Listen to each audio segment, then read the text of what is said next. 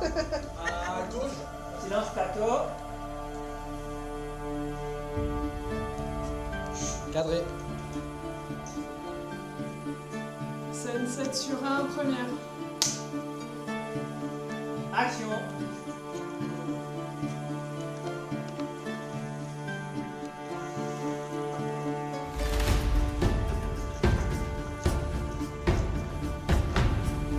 Alors là, c'est une grosse scène dans un beau château avec justement les trois personnages principaux, Lou, en fait, qui va grandir à différents niveaux. Donc ici, il y a une scène avec Lou enfant, une scène avec Lou ado et une scène avec Lou adulte. Donc c'est vraiment une journée assez incroyable. Et on va montrer justement son évolution en fait dans le château, comment elle va grandir, comment elle va progresser.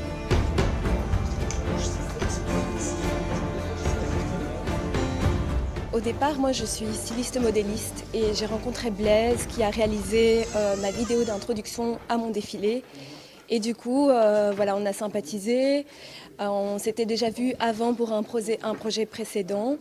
Et en fait, ça a matché et il m'a proposé de devenir son héroïne principale. Lou, c'est une femme déterminée, forte, combattante, qui a envie de venger la mort de son père et de son frère et qui va être une guerrière qui va tout simplement se défendre et qui va apprendre l'art du combat et du coup voilà, elle va venger sa famille. C'est un message qui me parle évidemment, un message féministe comme quoi la femme a aussi un rôle important au sein de la société et qu'il est important de faire entendre sa voix et de s'imposer dans ce monde.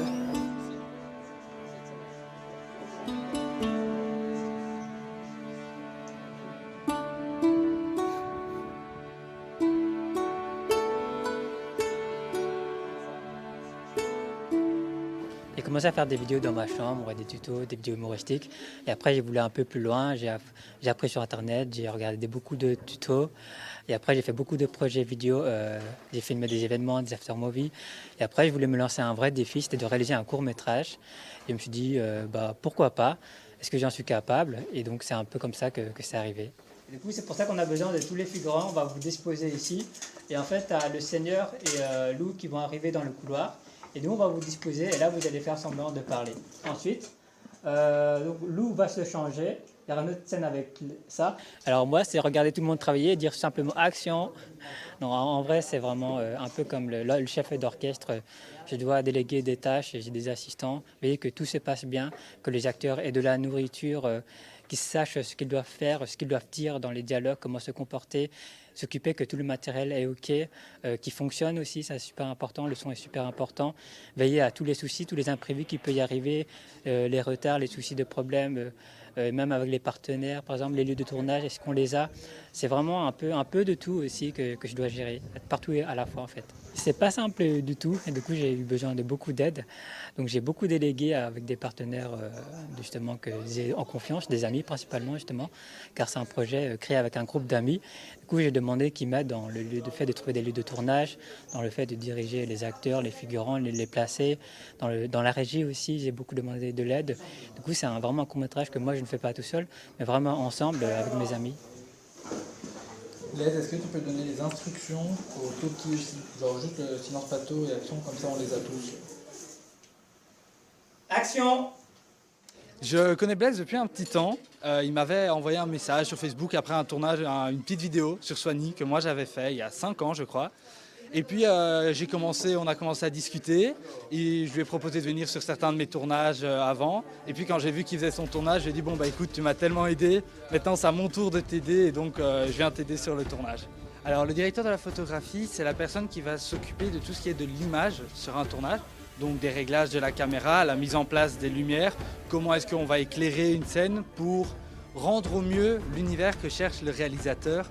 Donc moi, Blaise m'explique l'univers qu'il cherche à créer dans une scène. Et moi, mon rôle, c'est tout simplement qu'à l'image, ce soit retranscrit de la meilleure façon possible. Tout le monde est venu avec ses propres ressources, ses propres motivations.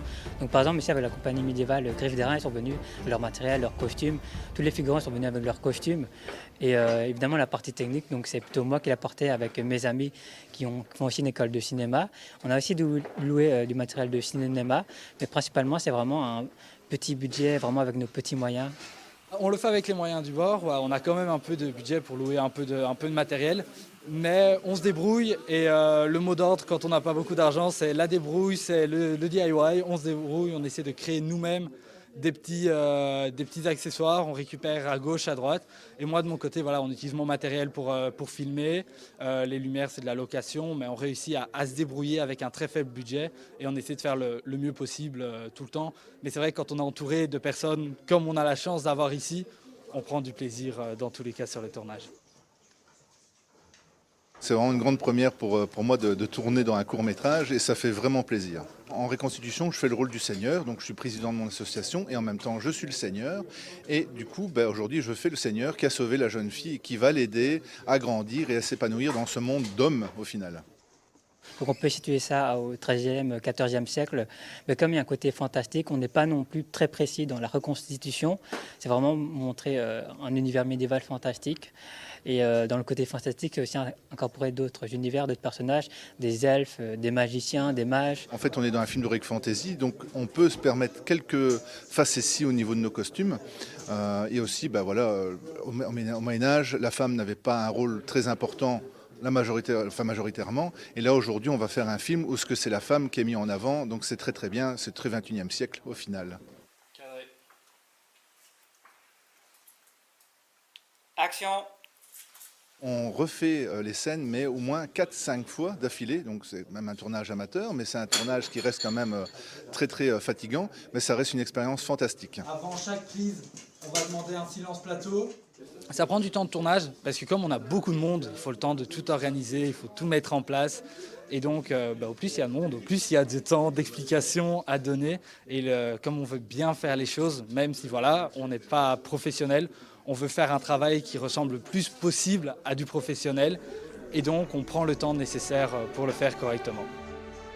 Bon, ça fait déjà plus de 6 mois maintenant, plusieurs mois. Et c'est très long en fait, 6 mois. Et donc je suis très content de finir. C'est éprouvant mais très passionnant en fait. Et ça demande beaucoup d'organisation, trouver des lieux de tournage. Mais si voilà, c'est la fin d'un bon voyage, on ne va pas s'arrêter là.